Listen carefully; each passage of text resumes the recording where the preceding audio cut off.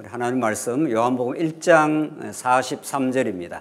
이튿날 예수께서 갈릴리로 나가려 하시다가 빌립을 만나 이르시되 나를 따르라 하시니 빌립은 안드레와 베드로와 한 동네 벳세다 사람이라. 빌립이 나다네엘을 찾아 이르되 모세가 율법에 기록하였고 여러 선지자가 기록한 그 일을 우리가 만났으니 요셉의 아들 나사렛 예수니라. 나다네엘이 이르되 나사렛에서 무슨 선한 일이 날 수 있느냐? 빌립이 이르되 와서 보라 하니라. 46절까지 봉독 드렸습니다.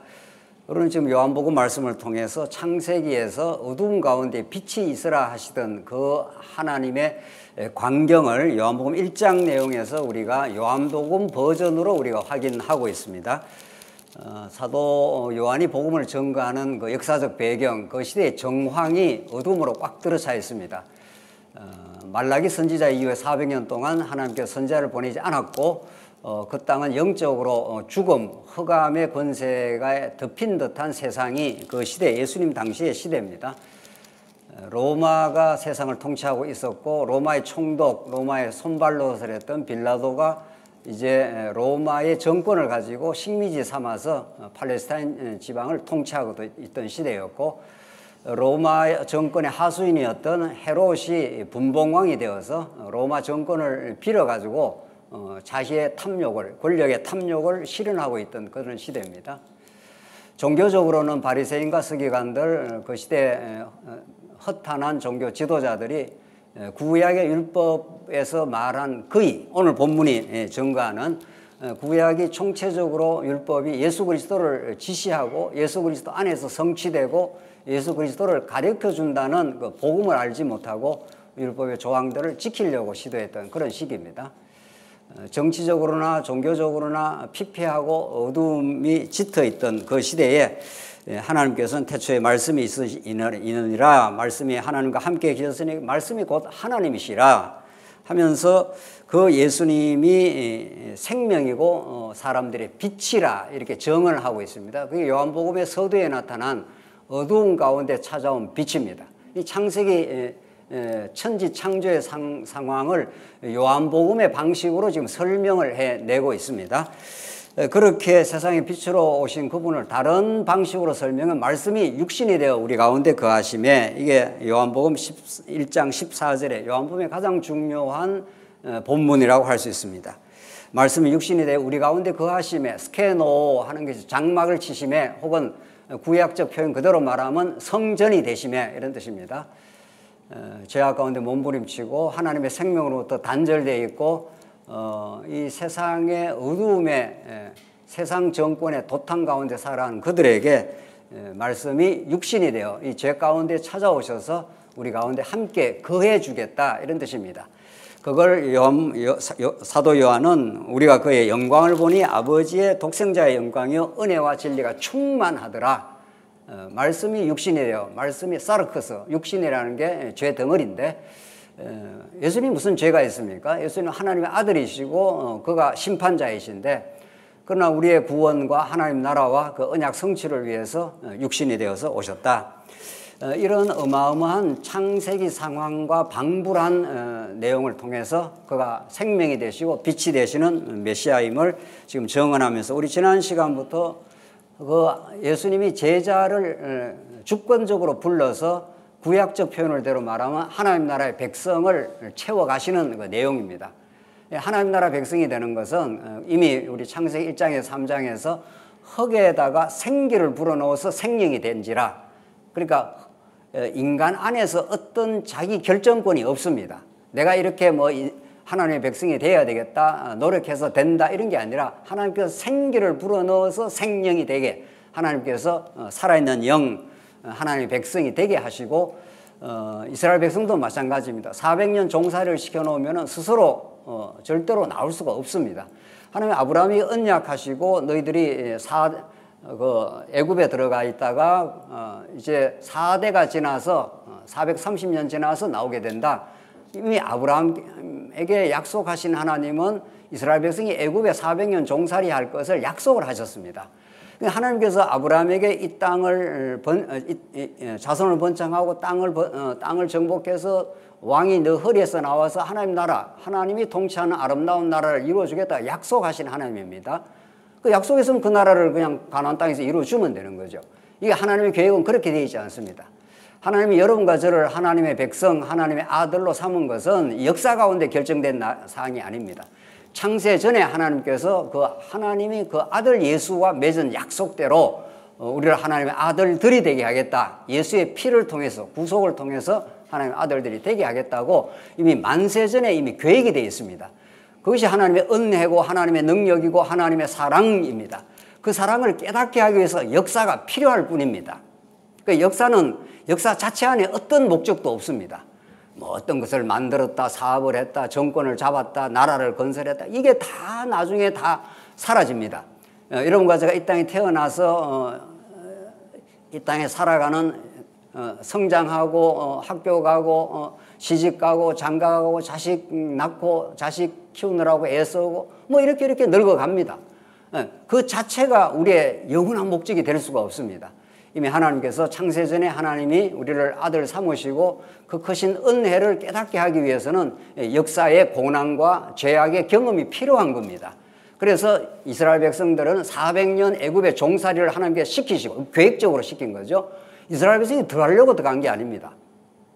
우리가 너무도 잘 아는 대로 그 땅에 기근을 일으키니 어쩔 수 없이 양식을 팔아먹기 위해서 그 요셉의 야곱의 12아들, 요셉의 형들이죠. 형들이 그렇게 애굽으로 내려간 겁니다. 그 전에 요셉이 미리 팔려가 있었지 않습니까? 그러니까 하나님의 계획대로 착착 지금 진행될 뿐입니다. 뭐를 드러내시려고 하나님의 언약의 성취, 하나님의 그 크신 능력, 그 사랑을 드러내기 위해서 역사의 고통, 죄의 경험, 그리고 죄에서 해방되는, 애굽에서 해방되는 사건, 이런 것들이 모든 것이 합력이 되어서 결국 하나님이 여호와이심을 드러내십니다. 이게 하나님의 계획입니다. 요한복음은 그런 하나님 나라를 하나님이 홀로 성취하신다. 그 은혜와 능력으로 이루어내신다. 그걸 통해서 그걸 진짜 깨달은 성도는 그 하나님의 은혜의 영광을 마음껏 찬양하게 될 것입니다.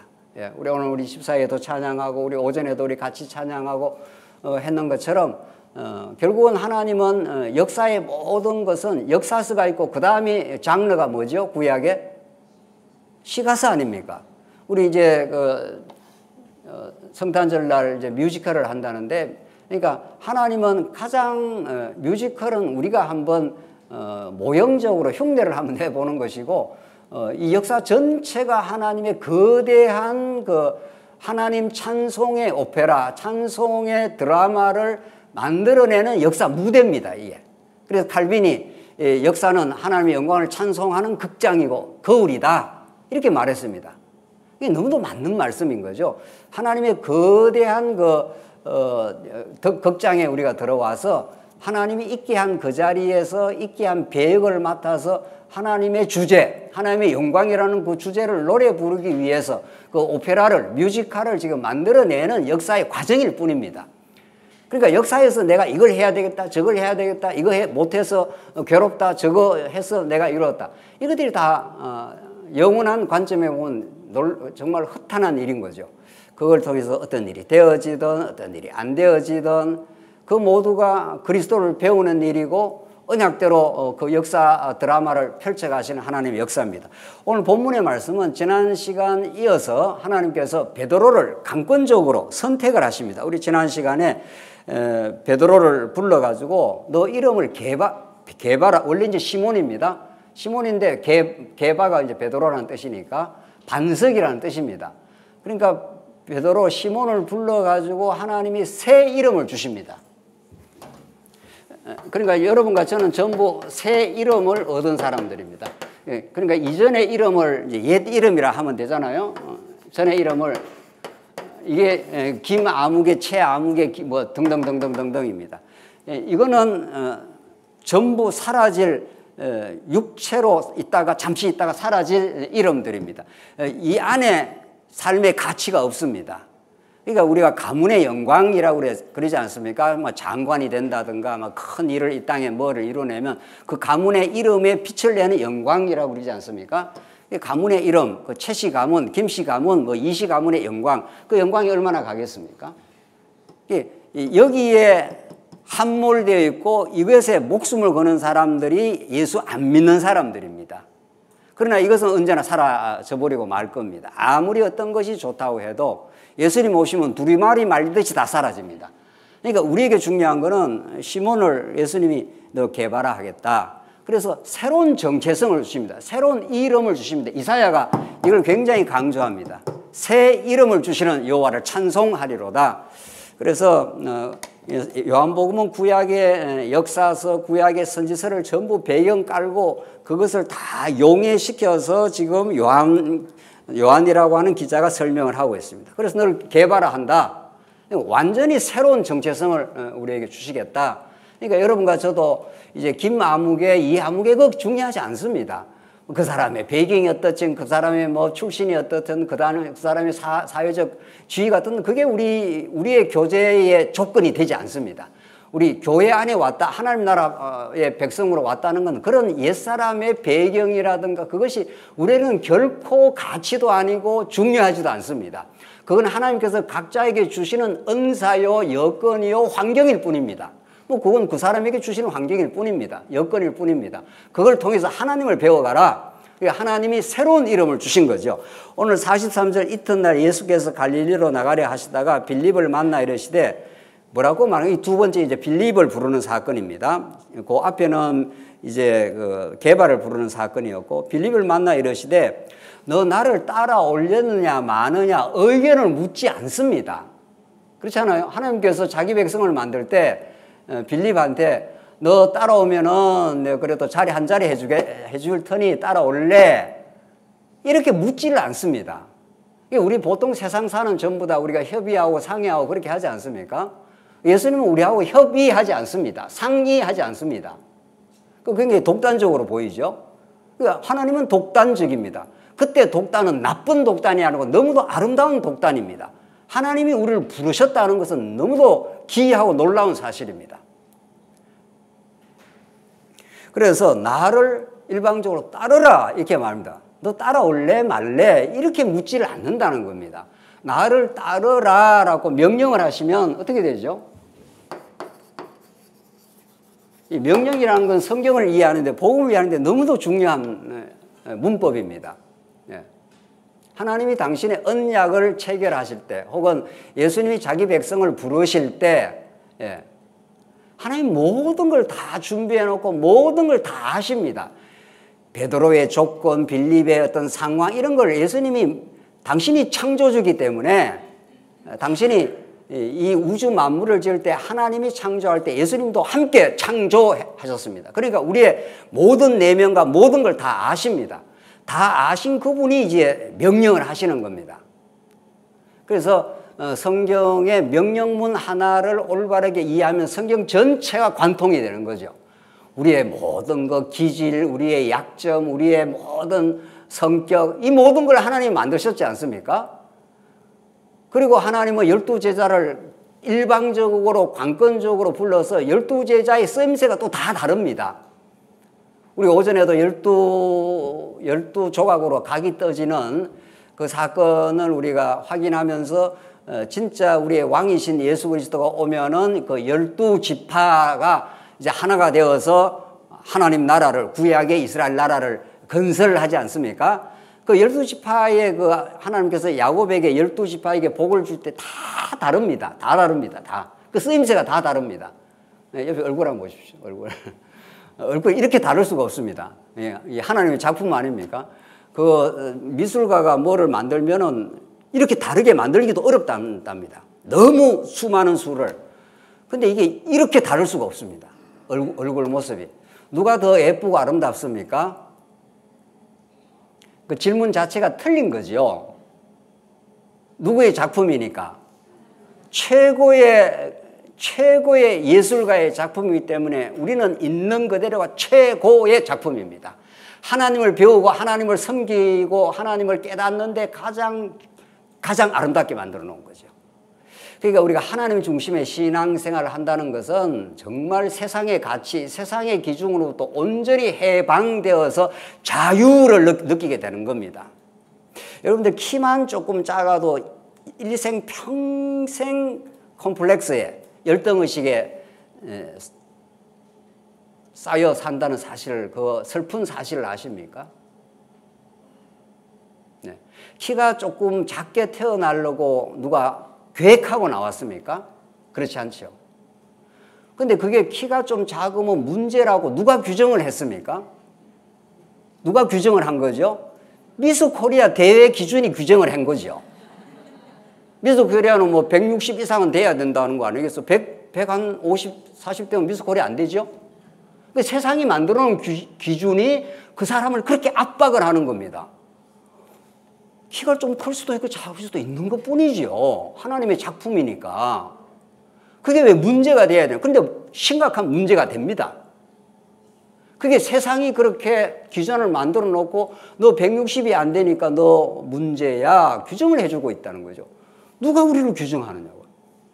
하나님은 우리는 새 이름을 주셨기 때문에 우리는 옛 이름이 우리에게 의미가 없습니다. 뭐 160이든 키가 2m든 그게 무슨 상관이 있냐고요. 그게 다 껍데기고 있다가 사라질 것들인데 100년을 못 가서 다 사라지는 것들인데 그런데 거기에 목숨을 거는 거죠. 우리가 목숨을 겁니다. 예. 그러니까 우리 아이들이 인류대학을 못 가면 막 목숨을 걸고 목에 매달고 죽기도 하지 않습니까? 내가 원했던 데가 안 됐다는 거죠. 누가 규정한 거예요? 천국 가서 너 어느 대학 나왔니? 안 묻습니다. 묻겠습니까? 어느 대학 나와서 여기 천국 왔나? 이렇게 안 묻습니다. 그런 게 아무 의미 없습니다. 그리고 그 세상의 기준이 교회를 압박하고 우리 성도들까지도 압박하고 들어오는 거죠. 아이고 나는 뭐 제대로 뭐 하지도 못했네 이런 거죠. 제대로 하지도 못하는 건 세상이 그렇게 규정을 하는 것이지 하나님은 우리를 그렇게 규정 안 합니다. 새 이름을 주시고 너는 개봐라. 아니, 베드로처럼 실수 많고 범죄 많은 인생이 어디 있습니까? 베드로처럼. 그런데 베드로를 내가 너를 너 위에다가 하나님의 교회를 세워주겠다 이렇게 말합니다. 그럼 베드로는 하나님 교회를 세우는 기초가 되는 반석이 되는 겁니다. 여러분과 제가 잘난 구석이 있어서 여기 와서 장안중앙교회의 한 몫을 차지하는 성전이 되었습니까? 전혀 안 그렇습니다. 이 놀라운 사실입니다. 내가 그래도 세상에서 이만큼 뭐 했고 이만한 조건이 있고 이만한 있으니까 그렇지 않습니다. 오늘 빌립을 나를 따르라 하면은 그냥 따라오게 되어 있습니다. 명령은 성취하는 능력을 가집니다. 이게 하나님의 언약이라고 합니다. 자, 이걸 한번 확인해 봅시다. 하나님께서 창세기 1장에 우리가 성경 이제 다 아시는 거니까 빛이 있을래 말래 묻지 않습니다. 빛이 뭐라고 그러죠? 있으라 이렇게 명령하면 빛이 탄생을 합니다. 이 땅 위에. 그러니까 여러분과 저는 하나님의 명령과 명령을 행하시는 그 전능한 능력이 이 땅에 뭐 어떤 모습으로 태어났고 더 중요한 것은 모습이 중요한 게 아니라 어떤 모습으로 태어났고 우리가 성령이 찾아와서 너는 내 사랑하는 아들이라 라고 하나님께서 불러주신 겁니다. 그래서 이 자리에 우리가 앉아 있는 겁니다. 내가 내 자유의지로 이렇게 앉아 있는 게 아닙니다. 오늘 빌립을 부르는 이 놀라운 사건, 나를 따라오너라 이렇게 하는 거 빌립이 따라가게 되어 있습니다. 뭐 거부한다든가 뭐 안 갈랍니다. 좀 이따 갈랍니다. 이런 말이 없지 않습니까? 이 본문에. 그렇죠? 이걸 한 번 더 확인하겠습니다. 따라오너라 했을 때 어떤 사람을 따라오라 하느냐는 나사로 사건을 보면 압니다. 나사로는 예수님이 일부러 지체해서 늦게 갑니다. 나사로가 병이 들었다는 걸 예수님이 듣고 조금 더 있다가 더 이틀을 유해 있다가 나사로가 죽을 때 찾아갑니다. 예수님이 빨리 갔으면 나사로 안 죽습니다. 나사로가 빨리 안 가서 나사로가 뭐 하라고 빨리 안 간 겁니까? 죽으라고. 죽으라고. 하나님 우리를 죽였다가 살려냅니다. 예. 여러분과 저의 삶 속에 우리가 의거할 수 없는 말할 수 없는 고난과 그런 환경에서 하나님이 한번 죽여버립니다. 아, 내 힘으로 정말 안 되는 거구나 이런 거죠. 나사로를 죽이려고 천천히 가시는 거 죽었습니다. 요한복음 11장 43절 한번 보십시다. 요한복음 11장 이제 나사로에게 예수님이 찾아가서 이제 부르시는 내용인데 43절 이 말씀을 하시고 큰 소리로 나사로야 뭐라 그럽니까? 나오라. 이 명령문입니다. 그렇죠? 근데 죽어 있는 사람이 어떻게 말을 듣습니까? 그렇죠? 살아 있어야 말을 듣지 않습니까? 어디 수렁에 빠져가지고 허우적거리는 사람한테 어디 밟고 나오라 해야 살아있는 사람한테 말을 해야 그 말을 알아듣고 나오지 않습니까? 나사로는 지금 어떤 상태에 있습니까? 죽은 상태입니다. 그 죽은 사람이 예수님의 말을 어떻게 알아듣겠어요? 그러니까 예수님 나사로야 나오라 이렇게 말하면은 죽은 자에게 생명의 기운 나오라 하신 생명의 말씀이 나사로 안에 들어가서 죽은 나사로를 벌떡 이렇게 세우는 거죠. 이게 나사로 사건은 여러분과 저에게 예수님 우리를 부르는 사건하고 똑같습니다. 그러니까 알미니안 신학이라는 게 너무도 엉터리 신학이 하나님이 부르시고 우리 인간이 여기에 응답을 한다는 거죠. 응답을. 그래서 어느 지점에서 이렇게 만난다는 거죠. 하나님은 우리를 김아무야 예수 믿어라 이렇게 하면은 김아무개가 예 하고 이렇게 예수님의 구원의 밧줄을 잡는다는 거죠. 그래서 신인 합력이 된다는 거죠. 이 가짜예요. 이 복음 아니에요. 다른 복음이에요. 이런 말씀들. 또 예수 믿고 나서도 거룩하게 사는 것도 우리가 율법을 지키려고 애써서 노력하고 성령이 도와주신다는 거죠. 그것도 가짜 복음이에요. 아니요, 전혀 아니에요. 믿게 하는 것도 하나님께 우리를 죽었던 우리에게 찾아오셔서 이런 상태에 찾아온 겁니다. 우리가 죄와 허물로 이게 물이라고 하십시다. 죄와 허물로 이렇게 죽은 상태예요. 죽은 상태. 찾아오셔서 죽은 자에게 심호흡을 생명을 주시고 이렇게 살려내신 겁니다. 하나님 부르면은 내가 붙잡은 게 아니라 말이죠. 죽은 상태에서 찾아오셔서 죽은 상태에서 예수님이 찾아오셔서 내 대신 죽으시고 내 대신 살아난 겁니다. 그래서 예수님께 우리가 붙어서 살아난 거죠. 그러니까 이게 복음의 이제 기초인데, 이게 복음의 아주 우리 신앙의 가장 중요한 파운데이션입니다. 이게 기초입니다. 우리 여성 동지들 파운데이션을 발라야 그 다음에 뭘 바르죠? 저는 그거 잘 몰라요. 잘 모르는데. 파운데이션을 뭘 하고 나서 그 다음에 뭘 발라야 화장빨이 받는 것처럼 이 기초에 대해서 우리가 성경은 늘 이 말씀을 하는 겁니다. 어떤 본문도 사실은 이 말씀을 하는 겁니다. 우리 안에 어떤 조건이 있어서 예수를 믿었다든가 뭘 열심히 하고 있다든가 아니라 죽은 나사로야 나오라 이렇게 부르시니 그 다음 뭐라고 되어 있습니까? 죽은 자가 수족을 배로 동인 채로 나오는데 그 얼굴은 수건에 쌓였더라. 예수께서 이르시되 풀어 놓아 다니게 하라. 다 명령문입니다. 다 명령문입니다. 그러니까 하나님이 뭘 하시고 우리 편에서 뭐를 플러스를 해야 된다고 하는 그 사상은 이미 기독교의 본질에서 벗어나도 한참 벗어난 겁니다. 그런 것들이 이 세계 신학계에 한국 신학계에 대해 범람하고 있습니다. 사실은 여러분과 저는 좀 외로운 편입니다. 외로운 편입니다. 이 기독교계 안에서 신학계 안에서의 우리의 입장, 우리가 이해하는 복음의 입장은 사실은 그렇게 대세가 아닙니다. 대세가 아니기 때문에 외롭고 좀 좁은 길, 어려운 길을 지금 우리가 가고 있고, 그러나 그 좁은 길에 성령이 함께 하시기 때문에 우리가 하는 일이지, 이렇게 가르쳐 주면 얼마나 인간의 자존심이 팍팍 살아나겠습니까? 하나님도 하시고 나도 하고 이러면 열정이 솟아나는 것 같죠. 그걸 우리는 가짜 열정이라 하고, 하나님의 열심은 우리를 죽었던 자를 우리를 살려내시고 살려낼 뿐 아니라 행하게 하시고 그 일을 통해서 하나님께 영광을 돌리게 하시고, 그 순수한 복음을 깨달으면 진짜 열심이 나오는 거죠. 가짜 열심 말고 말이죠. 복음만 전하면 되면 우리 아무것도 안 하고 사나? 이런 질문이 얼마나 많았습니까? 그러니까 복음만 전하면 아무것도 우리는 안 하고 삽니까? 누가 아무것도 안 하라고 했나요? 하라고 하지도 않았고 안 하라고 하지도 않았어요. 알아서 하는 거지. 복음의 정통인 충격을 받고 복음으로 되살아나면은 복음과 함께 살게 돼 있죠. 그건 뭐 말 하나 많아죠. 그걸 왜 강조를 하거나 촉구를 하거나 그래 해야 되나요? 복음이 얼마나 위대하지 않으면 그렇게 해야 되냐고요. 내가 만난 예수가 나를 얼마나 사랑하시는 분을 알면, 아니, 한 남자의 사랑을 받고도 한 여자가 얼마나 그 남자를 위해서 밥 해주고 뭐 수고하고 하는 게 자발적으로 하지 않습니까?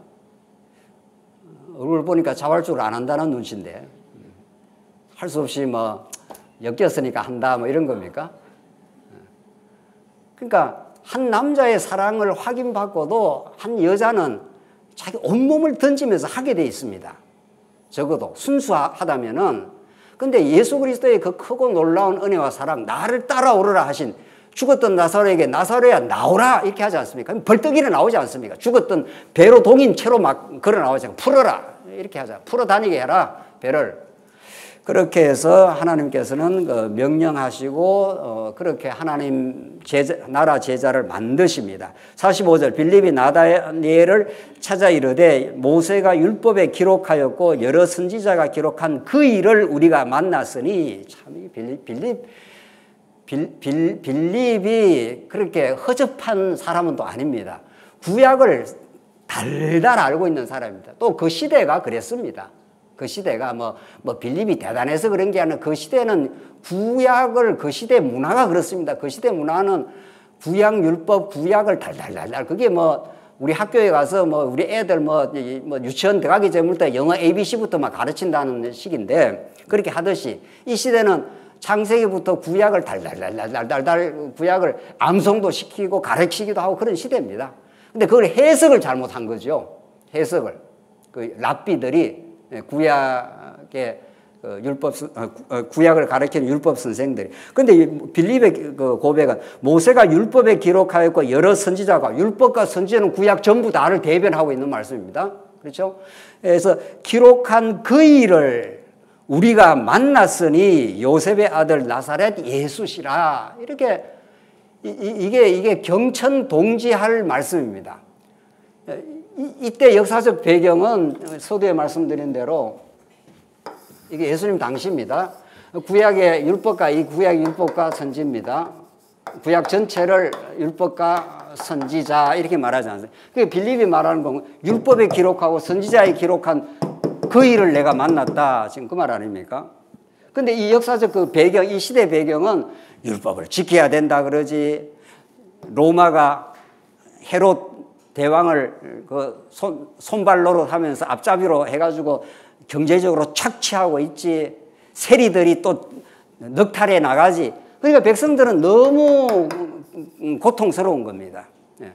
그래서 언제나 메시아가 오셔서 이 나라를 새롭게 하나. 이게 그 이스라엘 백성들의 열망입니다. 어제 그 우리 교육자를 가끔 우리 만나서 식사도 하고 뭐 대화도 나누는데, 왜 미국 신학이라는 게 간절하지 않는가?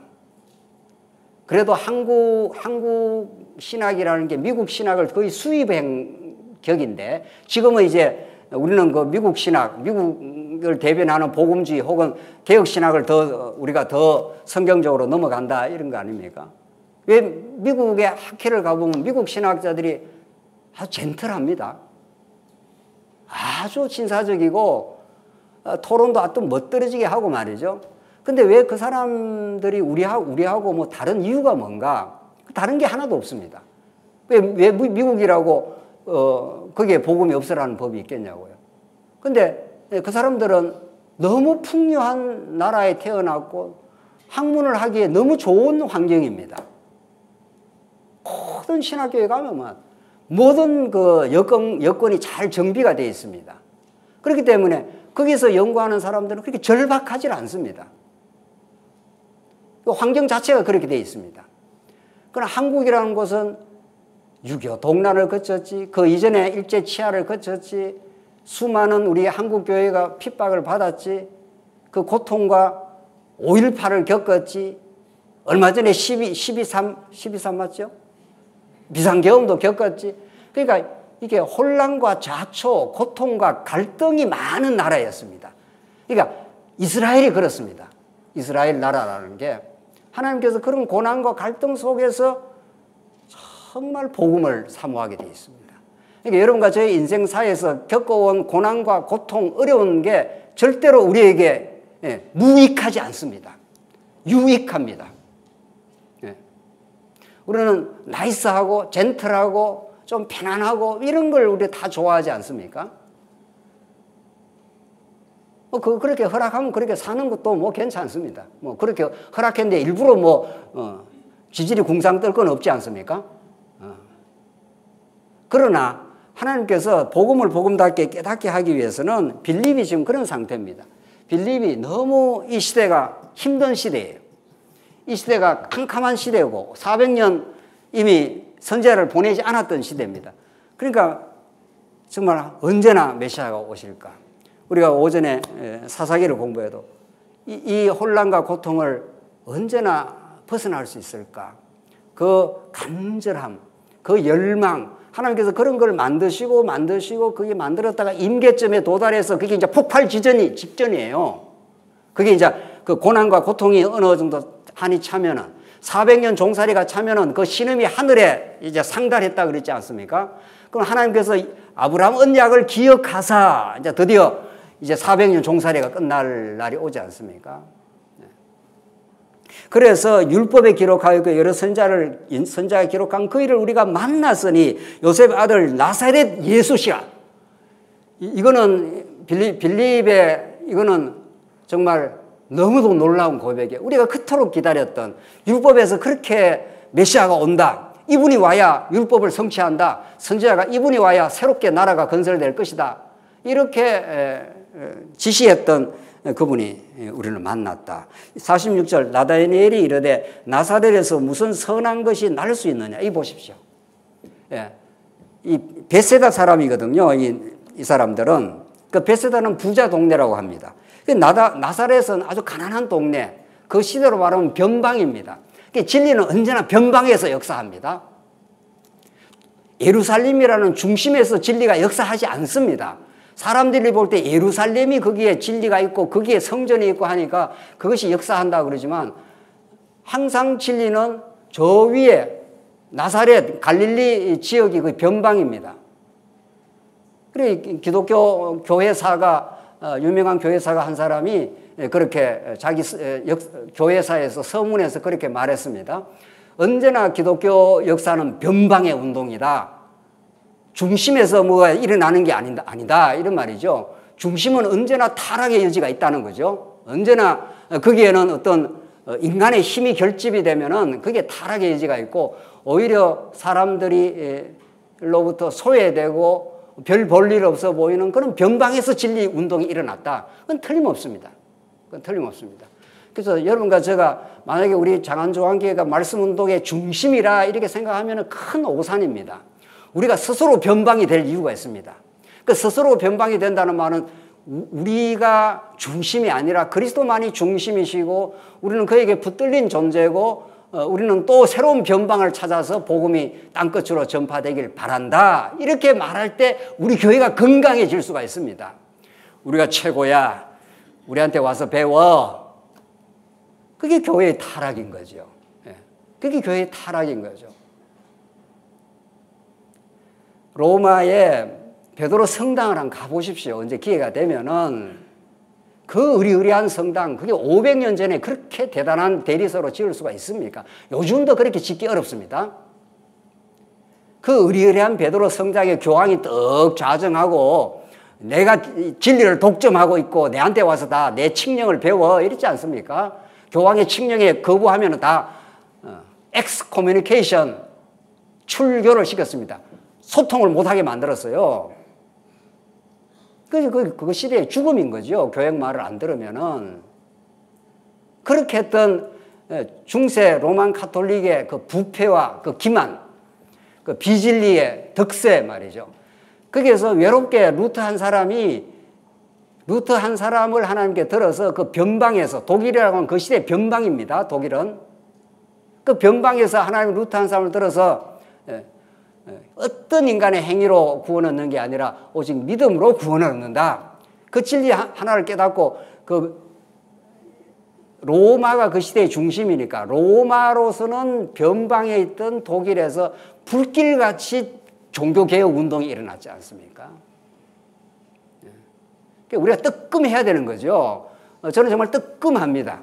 우리 장안조한계가 새롭게 하나님 앞에 회복되고 성장에 간다면 우리가 중심이다. 이런 생각이 포기돼야 되겠죠. 우리의 중심은 예수 그리스도 한 분이시고 우리는 그의 붙은 바 된 하나님의 백성이고, 그래서 이 나다니엘이 나사렛에게 무슨 선한 것이 나올 수 있어? 그 변방 아니야. 이런 말이에요. 빌립이 이르되 와서 보라. 빌립은 말이 필요 없어. 이런 말이죠. 와서 봐. 와서 보라. 이런 말을 갖다가 전도용 멘트로 뭐 많이 써먹었습니다. 뭐 한국 교회에서 와보라. 뭐 이래서 자기들 전도 집회하는데 와라. 뭐 이런 건데. 전도 집회하러 갔더니만 예수는 전가 안 하고 엉뚱한 말만 듣고 왔더라. 뭐 이런 거 아니에요. 그게 아니라 빌립은 예수를 봐라. 예수가 어떤 분인가를 와서 확인해. 이런 거죠. 그분이 바로 율법의 선지자에 기록된 메시아다. 그래서 47절을 보십시다. 47절부터 49절까지는 나다니엘을 이제 부르시는데 두 번째 고백을 하게 합니다. 첫 번째는 빌립의 고백이었고 두 번째는 나다니엘의 고백인데, 예수께서 나다니엘이 자기에게 오는 것을 보시고 그를 가리켜 이르시되 보라, 이는 참으로 이스라엘 사람이라 그 속에 간사한 것이 없도다. 나다니엘이 이르되 어떻게 나를 아시나이까? 예수께서 대답하여 이르시되 빌립이 너를 부르기 전에 내가 무화과 나무 아래 있을 때 보았노라. 나다니엘이 대답하되 랍비여, 당신은 뭐라고 그랬습니까? 하나님의 아들이시여. 이거 뭐 어마어마한 고백입니다. 하나님의 아들이라고 하면 당신은 하나님과 똑같은 존재다, 이런 뜻입니다. 메시아다. 그분 당신만이 세상을 구원하고 하나님 나라를 이 땅에 실현할 수 있는 하나님 아버지의 상속권을 가진 것과 동일한 존재다, 이런 뜻이죠. 그리고 당신은 이스라엘의 뭐라고 했습니까? 임금이로소이다. 하나님 나라의 왕입니다. 그러니까 이스라엘이라는 건 구약적 언어죠. 구약적 언어를 지금 나다니엘이 그대로 활용을 하는 겁니다. 이 시대는 아직도 구약과 신약이 지금 맞물리는 시대이기 때문에 당신이 이스라엘의 임금입니다. 왕입니다는 구약의 언어를 쓰지만은 실제로는 참 이스라엘인 하나님 나라인 교회의 왕입니다라고 하는 고백으로 이어지는 겁니다. 이 고백이. 자, 보십시다. 그 앞에 47절 중간쯤 이는 참으로 이스라엘 사람이라. 예수님이 그렇게 나다니엘을 규정을 했습니다. 당신이야말로 참으로 이스라엘 백성이다. 구약의 율법 아래에 있던 그런 이스라엘이 아니라 참된 이스라엘 백성인데 그 속에 간사함이 없다. 이때 간사함이 없다 하는 것은 도덕적 성품이 아닙니다. 성경은 도덕적 범주로 절대로 보이지 않습니다. 그럼 나다니엘이 뭐 아주 깨끗한 정결한 사람이라 이런 말인가? 그게 아니에요. 이것은 이미 이스라엘이라는 말 속에 함축이 되어 있는데 이스라엘은 야곱의 새로운 이름이죠. 이미 우리가 그거 알고 있죠. 야곱은 옛 이름이 뭐죠? 야곱의 옛 이름이고 야곱에다가 무슨 이름을 줬습니까? 이스라엘을 이름을 줬죠. 이스라엘은 두 가지 의미인데 하나님입니다. 하나님을 너가 이겨먹었다. 하나님을 이긴 자라는 뜻도 있지만 하나님이 통치하신다라는 두 가지 뜻을 함의하고 있습니다. 이스라엘은 말 자체가. 야곱이라는 것은 옛 이름이니까 이 속에 간사함이 있습니다. 이때 간사함은 도덕적으로 뭐 간사하다 이런 뜻이 아니라 자기중심적이고 하나님을 의지하지 않는 불신앙을 뜻합니다. 이 간사함이라는 거. 이게 야곱이 얼마나 불신앙을 했습니까? 자기 수단 방법으로 살려고, 복도 자기 수단 방법으로 얻으려고 하고 20년 있다가 돌아왔을 때 에스가 기다린다고 했을 때 얼마나 자기 수단 방법을 통해서 자기가 살려고 발부둥을 쳤는 간사한 야곱, 뒤꿈치를 붙드는 자, 이런 뜻입니다. 이게 야곱이라는 게. 그렇죠? 그런데 하나님께서 나다니엘은 너는 참으로 이스라엘이라 너 안에 간사함이 없다. 하나님 예수를 그리스도로 믿는 믿음을 하나님이 주셨다, 이런 뜻입니다. 그 간사함이 없다 하는 것은 야곱이 아니라 너는 참 이스라엘이다. 하나님이 너를 그렇게 만들어 줬다. 내가 무화과 나무 아래에 있을 때 너를 보았다. 무화과 나무 하는 건 제가 오늘 시간이 없어서 다 찾지 않습니다만은 구약의 무화과 나무 아래에 있다는 건 평안하다. 또 그리고 평안히 무화과 나무 아래에서 하나님의 말씀을 연구도 하고 묵상도 한다는 함축된 의미입니다. 이 무화과 나무 아래에 있다. 내가 너를 그렇게 봤고 너가 구약의 율법과 구약의 선지자를 통해서 오실 자를 그렇게 기다렸지 않았느냐. 그래서 네 마음에 간사함이 없구나. 너는 이제 참 이스라엘로 내가 만들어주겠다. 야곱이 그랬던 것처럼 이런 말이죠. 그걸 지금 그러니까 나다니엘이 당신은 하나님의 아들이시요 당신은 이스라엘의 임금입니다. 그러니까 요한복음에는 하나님의 나라라는 그 명시적인 언어는 많이 나오지 않습니다.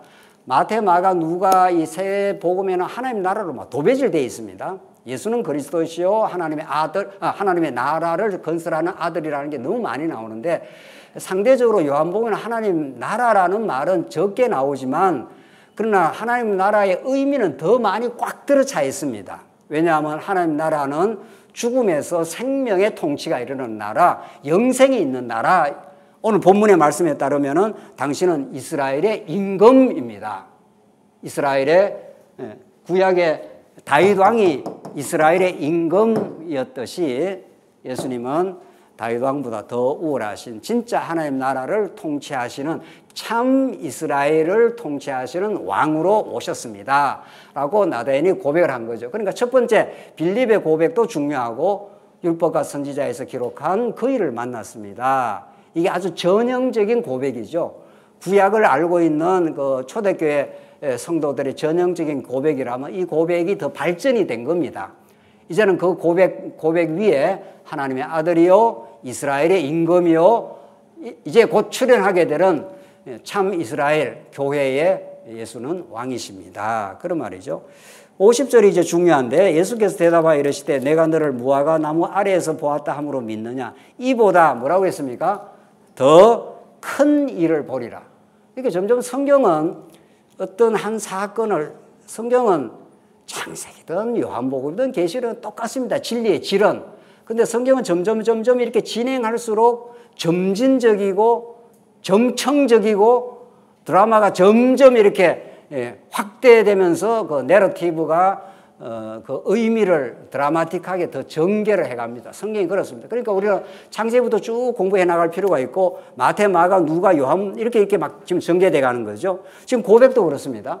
더 큰 일을 보게 된다. 무슨 큰 일? 이게 오늘 요한복음 마지막 우리가 정리해야 될 내용입니다. 이 51절입니다. 또 이르시되 진실로 진실로 너에게 이르노니 뭐가 열린다고요? 하늘이 열립니다. 이게 하늘 세계관을 드디어 요한복음이 열어줍니다. 이게 더 큰 일이라는 거죠. 그러니까 예수님이 메시아로 왔다는 게 분명하고 예수님이 하나님의 아들이고 왕이십니다. 그런데 예수님은 조금 있으면 이제 요한복음 마지막에 가면 십자가에 죽으시고 부활하시고 성천하셔서 보좌 우편에 하나님 보좌 우편에 이제 왕으로 좌정하십니다. 이게 전부 복음의 내용 아닙니까? 그런데 오늘 본문에 하늘이 열린다고 했죠. 그래 하늘이 열린다는 건 땅의 반대 개념 아닙니까? 그러니까 하나님이 천지를 지을 때 뭐를 지었습니까? 천지를 지을 때 천지를 지었지 뭘. 그러니까 최초에 지은 게 뭐냐고요. 천지를 지은 거죠. 그 천지란 건 한자 말이고 우리말로 바꾸면 뭐가 되는 거죠? 하늘과 땅을 지은 거죠. 그리고 첫째 날 하늘은 처음만 표현하고 그 다음에는 나타나지 않습니다. 그리고 땅 아래의 일들로 이제 전개하면서 하늘을 사모하게 만듭니다. 언제가 창세기 다시 한번 우리 공부하게 될 때 더 자세하게 설명하겠습니다만은 그러니까 하늘과 땅을 지었는데 첫째 날 하늘은 영원한 하늘의 계시적 표현인데 땅이 혼돈하고 공허하며 흑암이 깊음이 있었더라. 여기에 빛이 비치니까 여기에 이제 새로운 이제 세계가 전개되지 않습니까? 그런데 오늘 본문은 하늘이 열린다 그랬습니다. 그렇죠? 오늘 너가 더 큰 일을 보게 된다. 그러니까 성경은 점점 읽어나가면 우리한테 자꾸 읽는 그 기대감을 주는 거죠. 큰일이 어떤 큰일이 생겼을까? 이런 거죠. 그런데 지금 하시는 말씀이 하늘이 열린다고 했습니다. 이거는 계시록 1장, 에스겔 1장에도 나오고 이스라엘 백성들이 70년 포로 생활을 잡혀갔을 때 계시록 에스겔입니다. 계시록 에스겔 1장에 하늘이 열렸다 그랬습니다. 하늘이. 그러니까 70년 포로 잡혀가기 때문에 어떤 소망도 없습니다. 인간적으로는, 현실적으로는. 그런데 계시록에서 에스겔에서 하늘이 열렸다고 그랬고, 오늘 이 표현도 하늘이 열리고 하나님의 사자들이 인자 위에 오르락 내리락 하는 것을 보리라. 이 말의 의미를 아는 게 필요한 거죠. 이 말이 얼마나 정말 놀라운 말씀인가. 하늘이 열리고 하나님의 사자들이 인자 위에 오르락 내리락 한다 하는 걸 보게 된다. 이게 더 큰 일을 본다는 거예요. 이 말씀은 어디에서 인용을 해온 말씀입니까? 이거 정도는 기본으로 아시잖아요. 예? 야곱 사건. 우리 아까번에 이제 야곱 이야기했고, 너 참 이스라엘이라, 넌 정말 진짜 이스라엘 사람이라 하면서 이제 야곱을 우리가 전제했지 않습니까? 그러니까 성경은 하나도 허투루 말한 말씀이 없다는 거죠. 그러면서 야곱 사건을 딱 가져옵니다. 지금 예수님이 야곱이 브엘세바에서 하란으로 가다가 돌베개를 베고 누운 사건 아시죠? 아시면 좀 안다고 약간 끄떡끄떡 표현을 해줘야지. 모르는 이야기를 제가 자꾸 하는 건 안 되잖아요. 그러니까 브엘세바에서 나오죠. 야곱이 브엘세바를 떠나 하란으로 향하여 가더니, 이게 이제 형이 죽이려고 나온 거죠. 이거 죽여야 되겠다. 내 복을 네가 다 빼앗아 훔쳐가. 이래서 형이 죽이려고 하니까 자기 어머니가 너무 놀래가지고 이러다가 한 날 이게 형 죽고 아들 죽겠다 해서, 동생 죽겠다 해서 지금 야곱을 빨리 피신을 시키는 꼴입니다. 그 야곱이 브엘세바를 떠나 하란으로 향하여 가더니, 조금 한번 읽어보겠습니다. 11절. 한 곳에 이르는 해가 진지라. 거기서 유숙하려고 그의 한 돌을 가져다가 베개로 삼고 거기 누워 자더니, 그 다음 꿈에 본 적, 오늘 이 본문입니다. 꿈에 본 적 사닥다리가 땅 위에 서 있는데 그 꼭대기가 하늘에 닿았고, 또 본 적 하나님의 사자들이 그 위에서 뭐라고 그랬습니까? 오르락 내리락 하고. 요 본문을 지금 예수님이 딱 띠가 온 거지요. 그러니까 신약의 어떤 말씀도 구약의 근거가 있는 거죠. 왜냐하면 구약이 언약의 말씀이고 신약이 성취의 말씀이기 때문에 그렇습니다. 자, 오늘 이제 시간이 다 돼 가는데, 이 본문의 의미를 우리가 깊이 깨닫게 되면은, 이 요한복음 메시지가 우리에게 어떤 신앙을 허락하는가, 어떤 놀라운 세계를 열어주고 있는가, 이런 거죠. 자, 그렇게 해서 그 창세기 조금만 더 읽으면은 이제 드러납니다. 오르락 내리락 하고 13절. 또 본 적에 여호와께서 그 위에 서서 이르시되, 나는 여호와니 너희 조부 아브라함의 하나님이여 이삭의 하나님이라. 내가 누워있는 땅을 내가 너와 내 자손에게 주리니 내 자손이 땅에 티끌같이 되어 내가 서쪽과 동쪽과 북쪽과 남쪽으로 퍼져나갈지며 땅의 모든 족속이 너와 내 자손으로 말미암아 복을 받으리라. 내가 너와 함께 있어 내가 어디로 가든지 너를 지키며 너를 이끌어 이 땅으로 돌아오게 할지라. 내가 내게 허락한 것을 다 이루기까지 너를 떠나지 아니하리라 하신지라. 그때 야곱이 벌떡 깨서 놀랐습니다. 여호와께서 과연 여기 계셨구나 하는 거죠. 지금 야곱이 형의 살해 위협을 피해가지고 지금 도망치고 있습니다. 유숙합니다. 그 시대는 유숙 안 하는 겁니다. 나그네는 전부 영접해 주는 게 율법에, 그 이전에도 율법 이전이지만은 다 그 시대인데, 너무도 처량하고 너무도 지금 어려운 지경에 야곱이 처해 있습니다. 그런데 하나님께서 야곱에게 나타나신 거죠. 꿈에 나타나서 꼭대기가 하늘에 닿고 사닥다리가 내려와서 야곱이 처해 있는 그 절박하고 고난스러운 그 자리가 하나님의 나라가 열리는, 하늘이 열리는, 거기에 구약에는 인자라는 말이 없습니다. 구약에는 그냥 하나님의 사자가 그 위에 오르락 내리락 했다. 그러니까 하늘이 열렸다 이 말입니다. 너는 지금 가장 어려운 형편에 처해져 있지만 나는 너를 떠나가지 않아. 왜? 내가 너와 뱃속에서부터 약속을 했기 때문에. 이런 말이죠. 그러니까 우리가 아무리 어려운 지경, 어려운 처지에서도 하나님은 우리를 떠나가지 않습니다. 그러니까 우리는 하나님 떠나갔다고 좀 느끼는 거죠. 하나님 함께 하시면 내한테 어떤 이런 일이 일어나냐고. 이게 욥의 그 고난의 절규였습니다. 또 그럴 때가 있습니다. 그러나 하나님은 절대로 떠나가지 않습니다. 그래서 야곱에게 하늘이 열리는 경험, 하늘이 열리는 경험이 있었고, 오늘 요한복음에서는 구약에는 인자라는 말이 없잖아요. 그러니까 오늘 구약을 인용해 오되 요한복음 다시 한번 마지막 보십시오. 요한복음 51절 또 이르시되 진실로 진실로 너에게 이르노니 하늘이 열리고 하나님의 사자들이 누구 위에 그랬습니까?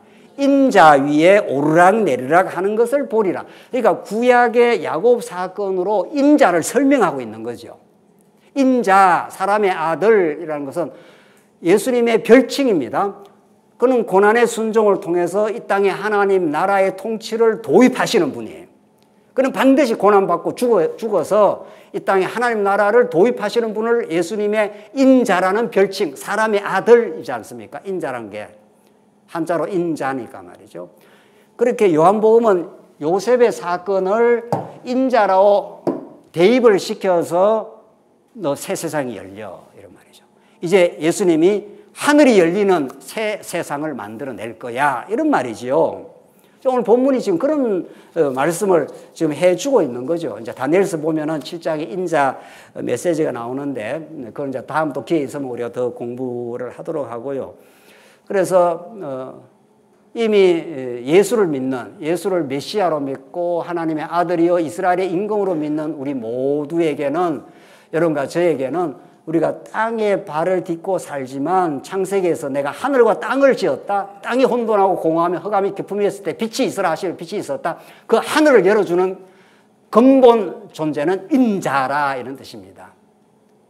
예수님이 인자로 오셔서 십자가에 죽으시고 부활하시고 성천하셔야 하나님 보좌 우편에서 하늘과 땅을 통일하러 오신 분이에요. 예수님이.